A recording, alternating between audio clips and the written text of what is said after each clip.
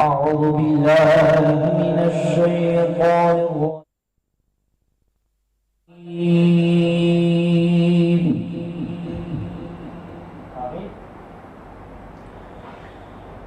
بسم الله الرحمن الرحيم.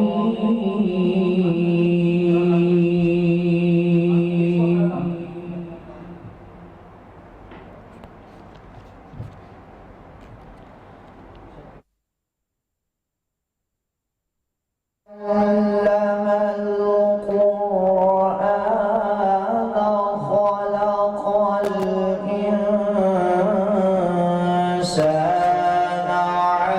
علمه البيان.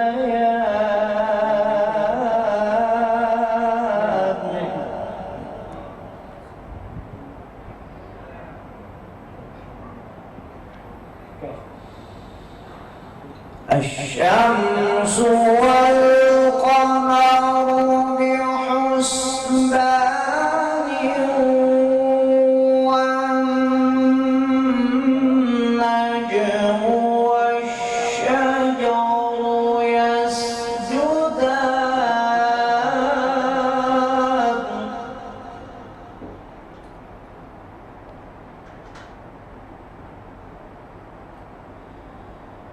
والسماء رفعها ووضع الميزان.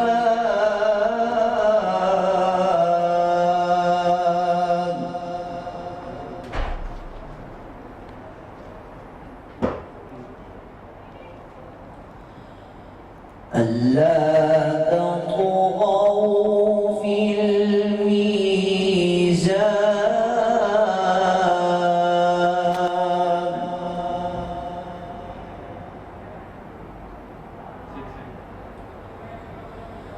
وأقيموا الوزن بالقسط ولا تخسروا الميزان.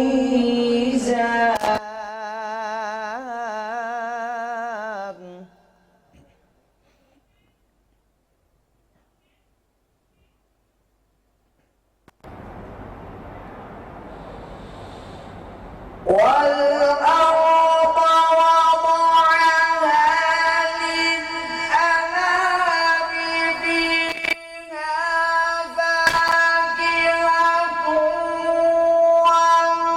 والنخل ذات الأكمام والحب ذو العصف والريحان.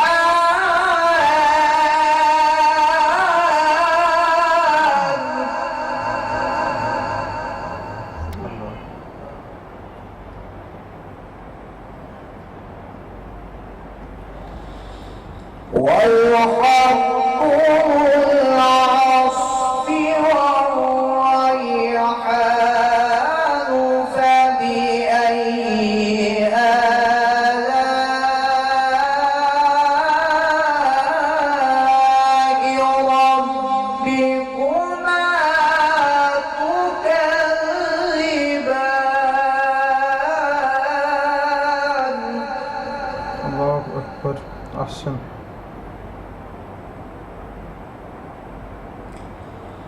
فبأي آلاء ربكما تكذبان.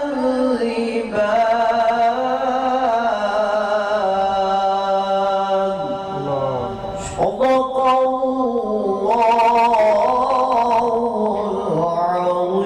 العظيم. جزاک اللہ. قاری عبدالجبار صاحب نے خوبصورت کلام پاک سے ہمارے پروگرام کا آغاز کیا ہے اور سورہ رحمان کی تلاوت کی ہے.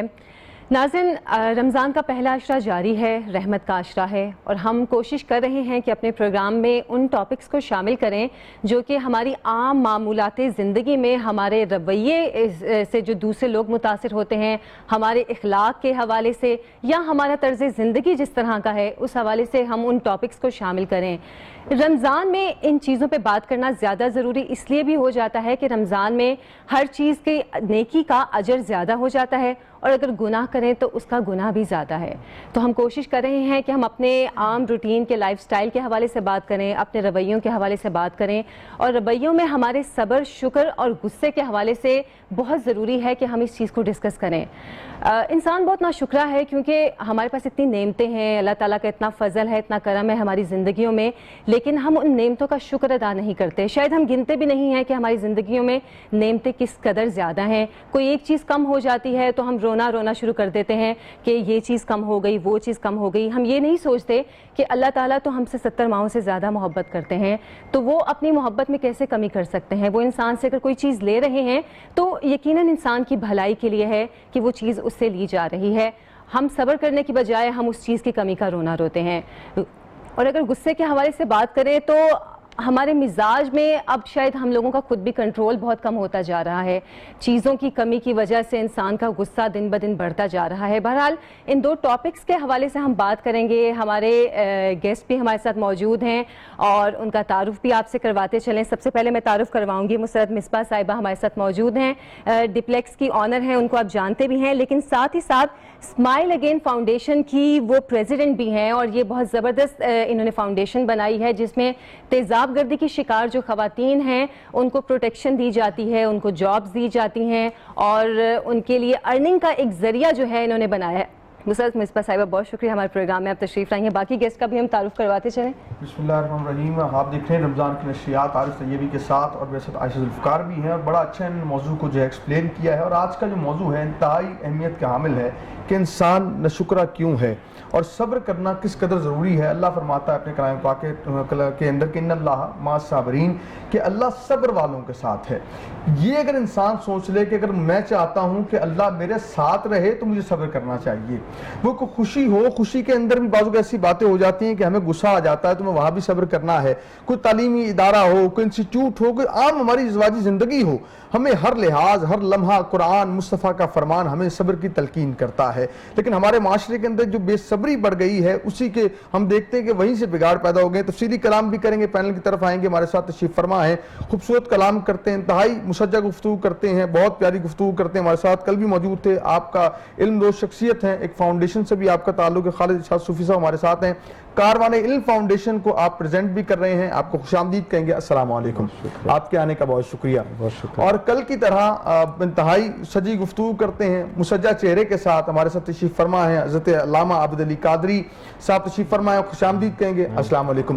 اور آغاز کریں گے آج کے موضوع کا کہ انسان اتنا ناشکرہ اور بے صبرہ کیوں ہے۔ علامہ صاحب کیا کہتے ہیں، مصطفیٰ کا فرمان کیا کہتا ہے، اللہ کا پاک قرآن کیا کہتا ہے؟ بسم اللہ کیجیے۔ بسم اللہ الرحمن الرحیم، الحمدللہ والصلاة والسلام علی رسول اللہ۔ آپ کا اور آپ کی پوری ٹیم کا بہت شکریہ۔ آج کا موضوع دور حاضر کی سب سے اہم ضرورت ہے۔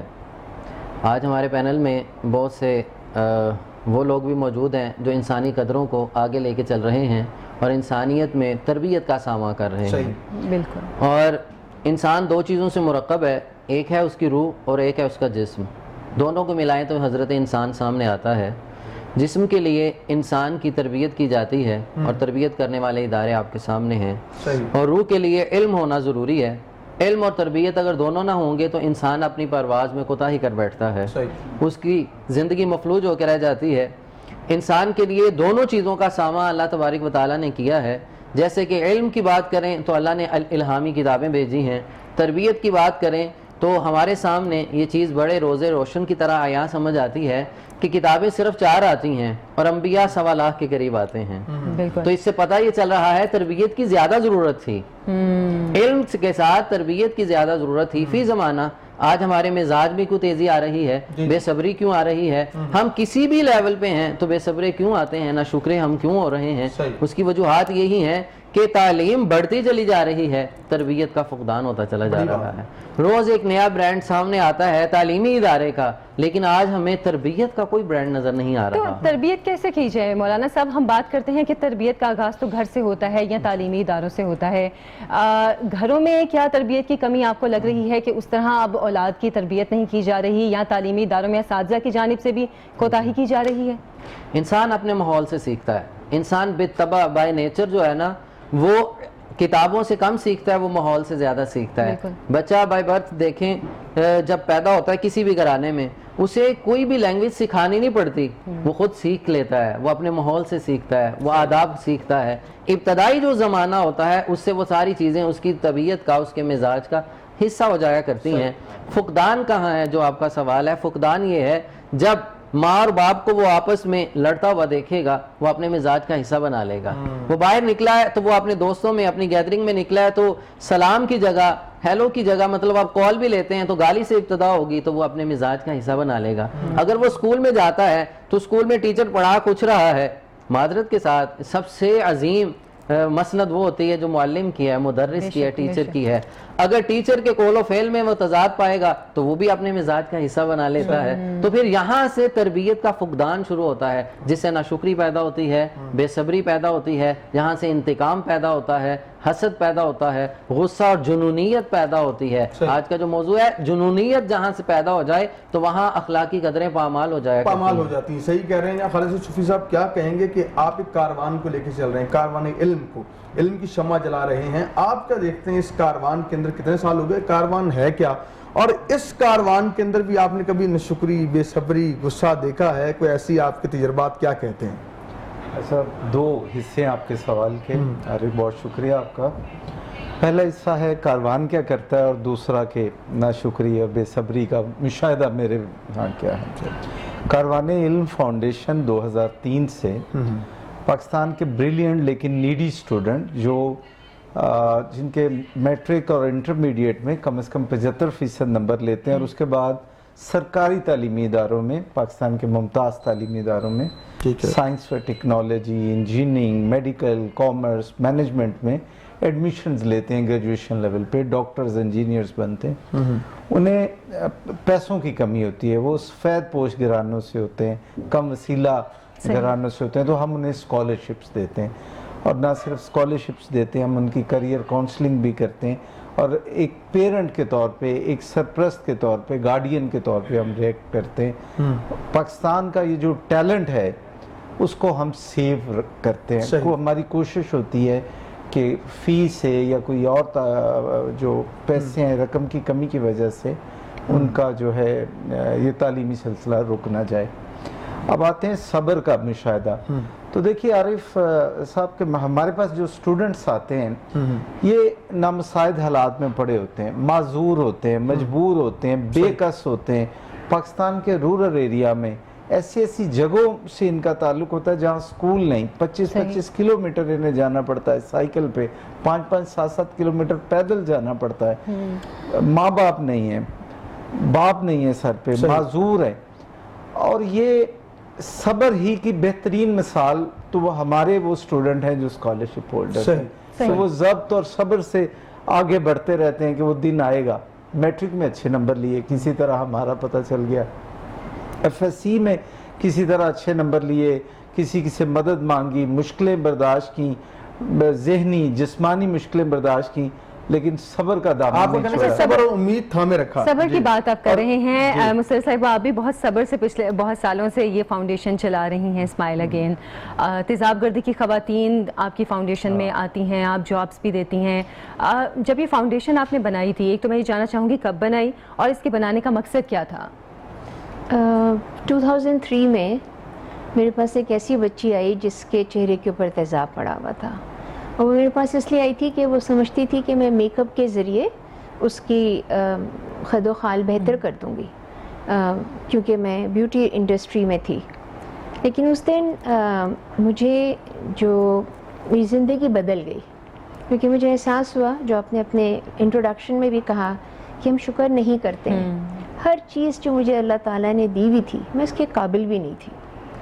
مجھے میرے ارد گرد لوگوں کی تکلیف، پریشانیاں جو تھیں وہ نظر ہی نہیں آتی تھی، کیونکہ ہم اپنی زندگیوں میں لگے ہوئے تھے. اور جب آپ کو اتنی نعمتیں مل رہی ہوں تو شاید آپ کو دوسروں کی تکلیفیں بھی نظر نہیں آتی ہیں. اصولاً ہونا تو یہ چاہیے کہ آپ کو جیسے آپ کی اپنی پریشانیاں کم ہو جاتی ہیں، آپ کی اپنی ذمہ داریاں جو ہیں وہ احسن طریقے سے آپ نبھا رہے ہوتے ہیں، تب آپ کو اپنے ارد گرد کی تکلیف اور پریشانیاں جو ہیں وہ نظر آتی ہیں. بالکل. سو اس بچی کے آنے سے میں نے اپنے اللہ تعالیٰ سے گڑ گڑا کے جہاں معافی مانگی کہ میں نے کیوں نہیں اس چیز کا ذہن میں کیوں نہیں آیا، وہاں میں نے شکر بھی ادا کیا کہ مجھے اللہ تعالیٰ نے اس قابل سمجھا کہ میں اس کی مخلوق کے لیے کچھ کر سکوں. بالکل. اور جو انفرگیویبل بات تھی وہ یہ تھی کہ یہ بچی جو تھی وہ اتنی دور سے چل کر آئی تھی، اور جب وہ آئی ہے تو اس کے پاس رہنے کی جگہ نہیں تھی. تو میں نے پھر اس کے علاج کا حوالے سے کام شروع کیا، اور کچھ 10-15 دن کے بعد میں نے ایک اخبار میں ایڈ دیا کہ اگر آپ تیزاب یا مٹی کے تیل سے جلے ہوئے ہوں تو آپ فنا تاریخ کو ڈیپلیکس میں تشریف لے آئیں. 42 لڑکیاں، بچے، بچیاں، خواتین جو کہ 20 سال پہلے جلا دیے گئے تھے وہ بھی موجود تھیں، اور ان کے وہ جو 20 سال پہلے جلائی گئی ہیں ان کا بھی صبر کا امتحان جاری تھا. بالکل. جو مہینہ بھر پہلے جلائی گئی تھیں، چھوٹی بچیاں ہوں گی، بچے ہوں گے، ان کے ماں باپ جو تھے وہ تمام ان باتوں کو دیکھتے ہیں تو سمجھ میں نہیں آتا، دماغ معاف ہو جاتا ہے. بالکل. اب بات کہاں آ جاتی ہے کہ یہ چیزیں ہمارے معاشرے میں ہو رہی ہیں، ہم ان کو ہش ہش کر دیتے ہیں، ہم ان کے بارے میں بات نہیں کرتے کہ بڑی امبیرسنگ سچویشن ہے. لیکن جہاں تعلیم کی بات کی مفتی صاحب نے کہ ہمارے پاس، ہم مسلمانوں کے پاس قرآن پاک موجود ہے. بالکل. اور ایسا کوئی گھرانے نہیں ہے جہاں پہ بچوں کو قرآن پڑھا کے اور مٹھائی بانٹ دی جاتی ہے محلے میں، جی ہمارا کام ختم ہو گیا. بالکل. بڑی بات. پھر آ جاتی ہے وہ تربیت جس کا پھر مفتی صاحب نے ذکر کیا اور آپ نے بھی بتایا کہ ضرورت بہت زیادہ ہے اس تربیت کی. تو میرے ماں باپ یا میں ایز اے ماں، میرے پر یہ فرض بن جاتا ہے کہ جیسے ہی میں دیکھوں کہ میرے بچے شعور کی منزلوں کو پہنچ رہے ہیں، جہاں پہ ان کو اچھائی برائی کی تمیز سمجھ میں آ رہی ہے یا ان کو گناہ ثواب کا فرق محسوس ہو رہا ہے، وہاں پہ میں قرآن کو ترجمے کے ساتھ ان کو پڑھانا شروع کرا. بہت بڑی بات. بہت اچھی بات. قرآن ترجمے سے پڑھنے سے کوئی عالم اور عالمہ نہیں بن جاتا، لیکن کم از کم ایک وہ گائیڈ لائن مل جاتی ہے جو آگے ان کو بڑھنے میں بہتر. اور شاید بچے کے ساتھ ساتھ آپ خود بھی وہ چیز سیکھ رہے ہوتے ہیں، آپ خود بھی ساتھ ساتھ پڑھ رہے ہوتے ہیں، تو آپ کو بھی کچھ چیزیں کلیئر ہو جاتی ہیں کہ جو آپ نے شاید پہلے کبھی نہیں دیکھی. وہ تمام چیزیں جو کہ ہمارے معاشرے میں غلط ہو رہی ہیں اس کو ختم کرنے کے لیے، روکنے کے لیے ہمارے پاس ہماری کتاب قرآن شریف کے سامنے ہمارے ہے، ہمارے رسول اللہ صلی اللہ علیہ وسلم کی حیات طیبہ جو ہے اس کا ایک ایک قدم جو ہے وہ ہمارے لیے مشعل راہ ہے. ہمیں اگر ہم اس پہ رہیں تو شاید یہ جو حیوانیت ہے یا جو انٹالرنس ہے یہ ہمیں سمجھ میں آنے لگا. ٹاپک بھی بہت وسیع ہے، اس پہ بات بہت زیادہ کرنے کی ضرورت ہے. ظاہر سی بات ہے ہمارے پروگرام کا ٹائم بھی کم ہے، ہم کچھ ہی اس کے جو ٹاپکس کے حصے ہیں ان پہ بات کر سکیں گے. مزید اس ٹاپک پہ بھی بات کریں گے کہ بھئی ایک تو صبر شکر پہ ہم بات کر رہے ہیں، دوسرا غصہ کرنا حرام ہے، اسلام میں یہ حرام کیوں ہے اس پہ بھی بات کریں گے. ایک چھوٹی سی بریک لیں گے، بریک سے واپس آئیں گے، ہمارے ساتھ رہیے. یہاں پہ ویلکم بیک کہیں گے، شہباز صاحب کو خوش آمدید کہیں گے، نعت پاک کے حوالے سے آج شامل ہیں. اور مدت کا جو رنگ ہے ہمارا اس میں ایک رنگ ہے نعت کا رنگ، انشاءاللہ نعت پاک شامل کرتے ہیں. اور شہباز بھائی کی آواز میں خوبصورت کلام. بسم اللہ. ہر روز شب تنہائی میں، ہر روز شب تنہائی میں فرقت کا جنوں تڑپاتا ہے، دل مجبوری پہ روتا ہے. جب یاد مدینہ آتا ہے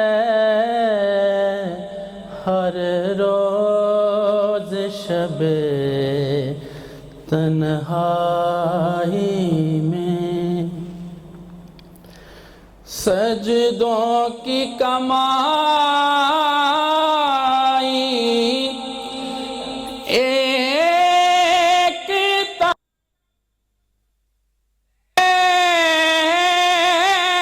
باقی گدائی ایک طرف،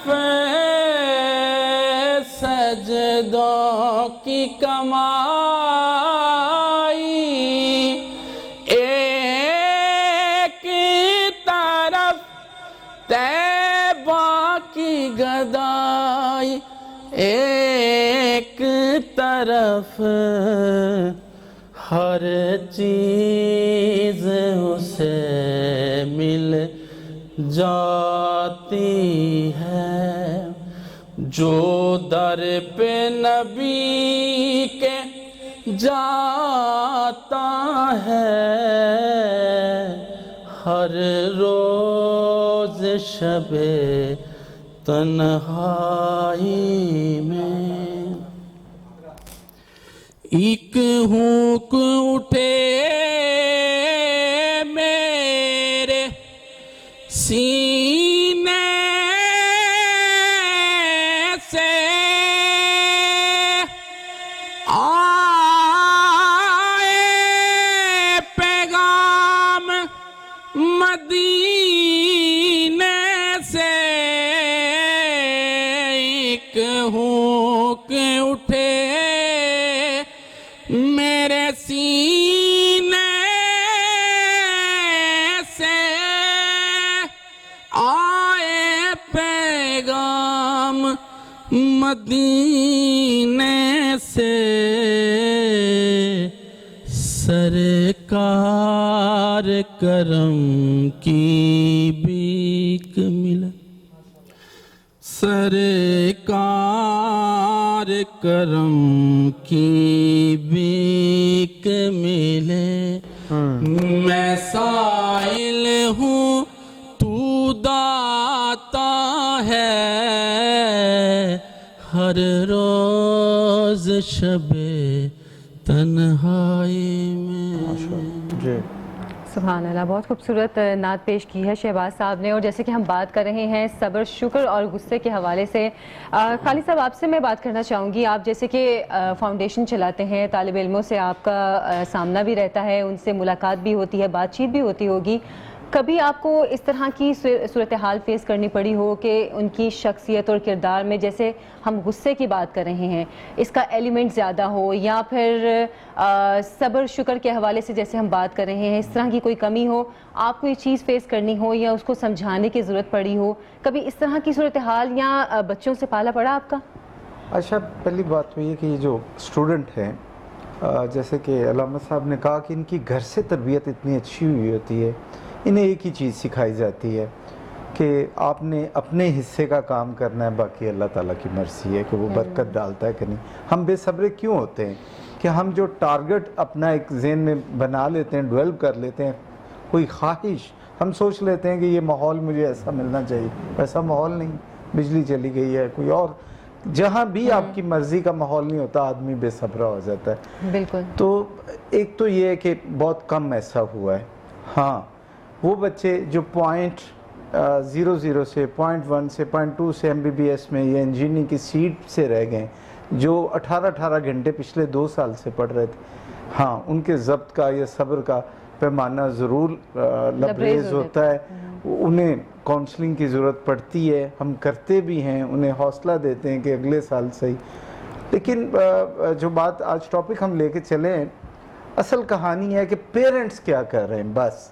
اور میرے پاس تو 7102 اس وقت تک ہم اسکالرشپس دے چکے ہیں پورے ملک کے بچوں سے۔ میں رورل ایریا میں گیا ہوں، تمام صوبوں میں ملا ہوں، مطلب 1.5 مرلے کے گھر سے میں نے 4 ڈاکٹر بنے دیکھے ہیں، والدین نے جو بنائے۔ تو یہ کیسے بن گئے؟ میری فائنڈنگ ہے یہ صبر سے بنے ہیں کہ والدین نے بچوں میں صبر سکھایا ہے کہ بچوں تمہارا وقت آئے گا، اب پڑھتے رہو، ہمت کرتے رہو، اور پھر تقدیریں بدل گئی ان کی۔ اور پھر وہ شکر کے مقام پہ آ گئے کہ وہ اللہ نے ان کو رزق کی بھی کشادگی دی. آج وہ کنسلٹنٹ ڈاکٹرز ہیں, انجینئرز ہیں, پاکستان آرمی میں ہیں اور گورنمنٹ سروسز میں ہیں, بیوروکریسی میں ہیں. آج وہ پہلے وہ انہوں نے جو میں بلکہ اس کو اور طرح لیتا ہوں کہ بھئی جو صبر کرتا ہے اللہ تعالیٰ اسے شکر کا مقام ضرور عطا ضرور کرتا دیتے ہے. ہیں. بہت اچھی بات کی ہے, یقیناً بہت اچھا یہ بات بڑی پیاری کی ہے صوفی صاحب نے, اور ساتھ میں انہی کے سوال کو جوڑتے ہوئے علامہ صاحب کی طرف جاتا ہوں کہ ہم آج ہمارا ایک موضوع ہے کہ غصہ کرنا حرام ہے. جی جی لیکن بڑا ایک تلخ سا سوال ہے کہ ہم دیکھتے ہیں محراب و منبر سے جڑے لوگ جو ہیں ان کے یہاں غصہ بہت پایا جاتا ہے. کوئی بھی مذہبی شخصیت آتی ہے, بہت کم ہے کہ وہ حلیم طبع ہو, وہ مسجع ہو, وہ جو ہے ممبر پہ تو بہت حلیم طبع ہوں گے, لیکن ذاتی زندگی کے اندر دیکھیں یا لوگوں کو ملنے میں دیکھیں تو بہت غصہ پایا جاتا ہے ان کے, اور بے صبری بھی پائی جاتی ہے. تلقین تو صبر کے لوگوں کے لیے, خود کے لیے کیا کہیں گے آپ؟ بسم اللہ الرحمن الرحیم. کائنات میں سب سے اول اور سب سے اعلیٰ جو عالم ہستی ہیں جی وہ ذات رسالت مآب صلی اللہ علیہ وسلم کی ہستی ہیں, اور اس میں کوئی شک نہیں حضور سے زیادہ نرم دل اور بردبار کائنات میں کوئی نہیں ہے. میں نے فی زمانہ بات کی. جی اب ان کے نائبین کے لیے بھی ضروری ہے کہ وہ آئینہ مصطفیٰ بنے. حضور صلی اللہ علیہ وسلم کے جس ممبر کے وہ وارث ہیں, جن کے وہ نائبین ہیں, ان کو چاہیے کہ ان کے اندر وہ عادات, وہ خصائص, وہ خصائل ویسے ہی ہونے چاہیے. ادعو الی سبیلک رب بالحکمہ والموعظۃ الحسنہ. قرآن مجید میں رب تعالیٰ نے یہ جو محراب و ممبر ہے ان کے لیے جو کرائٹیریا مقرر کیا ہے, فرمایا اللہ کے راستے کی طرف بلاؤ حکمت عملی سے اور بہت اچھی نصیحت سے, بہت پولائٹ انداز میں بلائیں. اس کی وجہ یہ ہے کہ اگر آپ کی زبان میں نرمی نہیں ہوگی لوگ آپ کے قریب نہیں ہوں گے. صحیح. قرآن مجید میں اللہ تعالیٰ نے فرمایا محبوب اگر آپ بھی سخت دل ہوتے, سخت زبان ہوتے, تو اس طرح آپ کے دیوانے آپ کے قریب کبھی نہ آ کے بیٹھتے. واپس آئیں گے انشاءاللہ, تفصیلی کلام یہیں سے ہوگا. ناظرین کرام یہاں وقت ہوتا ہے ایک شارٹ بریک کا. حاضر ہوں گے سکین کے ساتھ کہ آپ کہیں نہیں جائیں.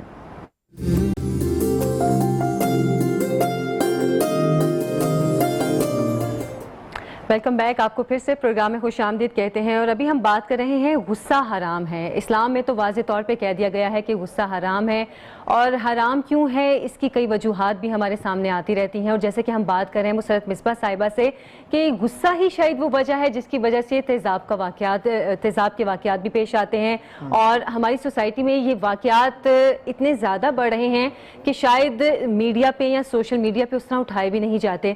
مسرت صاحبہ, غصہ ہم کہتے ہیں کہ غصہ حرام ہے, کیا یہی وجہ ہے صرف کہ اس کی وجہ سے تیزاب گردی کے واقعات بڑھ رہے ہیں, یا کوئی اور وجوہات ہیں, فیملی بیک گراؤنڈ ایسا ہوتا ہے جس کی وجہ سے یہ واقعات دن بدن بڑھتے بھی جا رہے ہیں؟ وجوہات تو ایسی مطلب جو کہ دماغ کو ختم کر دیتی ہیں.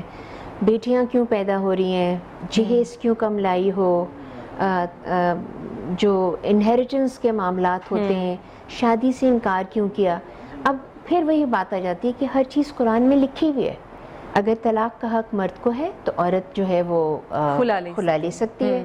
پسند کے لیے رسول اللہ صلی اللہ علیہ وسلم کی حیات طیبہ ایک چیز موجود ہے کہ آپ پسند کی شادی ضرور کریں گے, آپ کے ولی کی اجازت ہونی چاہیے.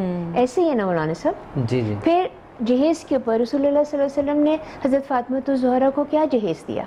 سورہ نساء اٹھا کے دیکھ لیجئے, اس کے اندر جو وراثت کے تمام طریقہ کار ہیں وہ کتنے, میں کہتی ہوں کھلی کتاب کی طرح ہے, ایک ایک لفظ جو ہے. پھر یہاں پر یہ غصہ کیوں آ جاتا ہے کہ آپ ایک ایسی عورت کے ساتھ جس سے آپ نے شادی کی اور اس کی 3 بیٹیاں ہو گئی ہیں, یا وہ جہیز کم لائی ہے, یا اس کے حصے کا جو انہیریٹنس ہے وہ نہیں مل رہا, وراثت جو نہیں مل رہی ہے, تو اس کے اوپر آپ اس کو مار ڈالیں گے, آپ اس کو تیزاب پھینک دیں گے.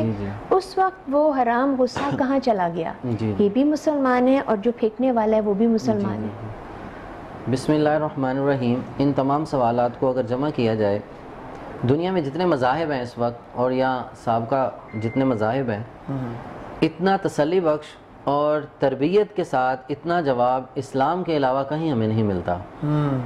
اب ایک ایک رشتے کو گنتے چلے جائیے, اسلام اس کی تربیت کر رہا ہے. باپ ہے تو اللہ کے محبوب علیہ الصلوۃ والسلام نے ارشاد فرمایا کہ جو شخص اللہ کی بارگاہ میں سب سے محبوب بندہ وہ ہے کہ جس کی اولاد میں سب سے پہلے بیٹی پیدا ہو. فرمایا اللہ جس سے راضی ہوتا ہے مخلوق میں اسے بیٹی عطا کرتا ہے. رب جب تعالیٰ کسی کو رزق وافر دینا چاہتا ہے تو بیٹی دیتا ہے، اور بیٹی کے مقدر کا رزق اس کو عطا کیا جاتا ہے۔ پھر فرمایا، مسلم شریف میں ایک روایت ہے، آپ سرکار تشریف لائے اپنے کاشانہ نور مبارک میں، مختصر یہ فرمایا عائشہ کچھ کھانے کے لیے ہے یا رسول اللہ، ایک کھجور ہے، پیش کر دی گئی۔ آپ نے فرمایا آپ حسب معمول فرمایا کرتے تھے دیکھو باہر کوئی سائل تو نہیں ہے، اللہ اکبر، باہر دیکھا گیا ایک خاتون ہے، اس کی 2 بیٹیاں اس کے ساتھ، تو آپ نے فرمایا یہ کھجور لو، میں احسار کرتا ہوں، یہ میری امت ہے، یہ اس کو دے کے آئے۔ اس نے عجیب ماجرا دیکھا، عجیب سین تھا اس وقت کہ اس عورت نے کیا عجیب کام کیا، اس کھجور کے 2 ٹکڑے کیے، ایک اس بیٹی کو دیا، ایک اس کو دیا، اور خوش وہ جو گٹھلی نکلی منہ میں چبانے لگی۔ آپ کی نگاہ رسالت مآب صلی اللہ علیہ وسلم میں آنسو روا ہوئے۔ پھر حضور نے ہماری تربیت کے لیے ایک اعلان فرمایا، فرمایا رب تعالیٰ جسے 2 بیٹیاں عطا کرے، ان کی تعلیم و تربیت کرے اور اسے اچھے مقام تک پہنچا دے، قیامت کے دن وہ میرے ساتھ ایسے ہوگا جیسے 2 انگلیاں اکٹھی رہتی ہیں۔ جی اب یہ تربیت کس کی ہے؟ والدین کی، والدین ان کو جو بیٹی اپریشیٹ کیا ہے، جن کو بیٹی ملی ہے انہیں اپریشیٹ کیا اللہ کے رسول صلی اللہ علیہ وسلم نے۔ یہ ہرگز اسلام کی تربیت نہیں ہے، یہ انسانیت کی بھی تربیت نہیں ہے کہ بیٹیوں کے ساتھ یہ چیز روا کی جائے۔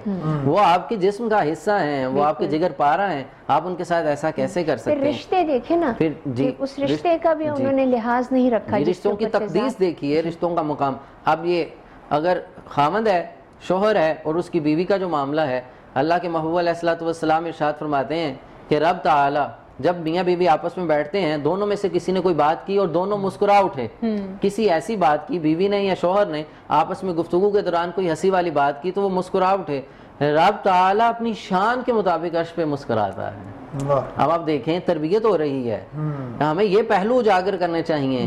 آپ دیکھیں بڑی معذرت کے ساتھ اب جتنے بھی ڈراماز چلتے ہیں اس میں بھی صرف لڑائی دکھائی جاتی ہے، یہ والا پہلو نہیں دکھایا جاتا۔ وہ جو سٹوری میکر ہے اس کو بھی تو خیال کرنا چاہیے کہ یہ چیزیں بھی تو اس طرف لانی چاہیے۔ اصل میں علامہ صاحب میں یہ سمجھتا ہوں کہ پاکستان جو ہندوستان اور پاکستان جب بنا ہے، 2 ملک تو بن گئے لیکن نظریات سوچیں ہمارے ساتھ یہاں آ گئیں اور ہم اس سے ابھی تک باہر نہیں نکل رہے، میرے خیال سے ایسے ہی ہے، کیونکہ ہماری سوسائٹی میں کہیں نہ کہیں وہ والا اثر تو ابھی بھی موجود ہے۔ دور غلامہ ختم نہیں ہوا ابھی تک۔ مطلب یہ غصہ جو ہے وہ اس نہج پر کیوں پہنچ گیا کہ آپ اپنے پیارے رشتوں کو ختم کرنے کے در پہ ہیں؟ جی اس کی 2 وجہ ہیں، ایک تو دین دوری ہے، پہلی بات، ٹھیک، آپ جس نے آپ کی تربیت کرنی تھی، جہاں سے آپ نے خیر لینی تھی، اس کا دروازہ آپ نے بند کر دیا ہے۔ آپ اگر ہم اپنا ایجوکیشن سسٹم کو ڈسکس کر لیتے ہیں، بچے کو اسکول بھیجا ہے، وہ یونیورسٹی لیول تک چلا جاتا ہے، وہ آخری ڈگری پی ایچ ڈی تک چلا گیا ہے، وہ اسکالر بھی بن گیا ہے، آپ ان کا تمام کے کورسز پڑھتے جائیں، تربیت کہاں ہے؟ اخلاقی قدروں کو کہاں ڈسکس کیا جا رہا ہے؟ یہ ساری چیزیں۔ پھر دوسرا ہے گھر کی تربیت، بار بار یہ اس پہ زور دیا جا رہا ہے، ایک تو تعلیم ہے، ایجوکیشن سسٹم ہے، پھر آپ کے گھر کا ماحول ہے۔ دین سے دوری کی وجہ سے، دین نے آپ کی تربیت کرنی تھی، آپ یاری کرنی تھی، دین نے ہی آپ کو ان تمام برائیوں سے بچانا تھا اور بتانا تھا۔ آپ جب دین سے دور ہو گئے ہیں تو پھر یہ ساری چیزیں آپ کے اندر دوسری پیدا ہونا شروع ہو گئی۔ تفصیلی کلام کرتے ہیں، بریک کے بعد انشاءاللہ واپس آئیں گے، پھر یہیں سے گفتگو کا جاری ساری رہے گا۔ لیتے ہیں ایک شارٹ بریک۔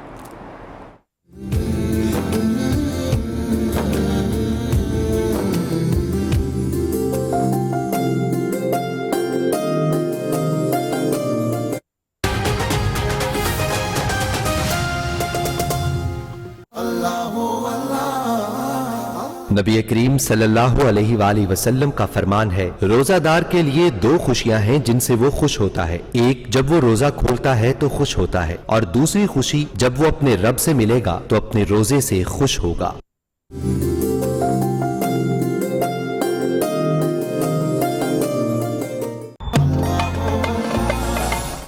ارشاد باری تعالیٰ ہے، اے ایمان والو، تم پر روزے فرض کیے گئے جس طرح تم سے پہلی امتوں پر فرض کیے گئے تھے تاکہ تم متقی بن جاؤ۔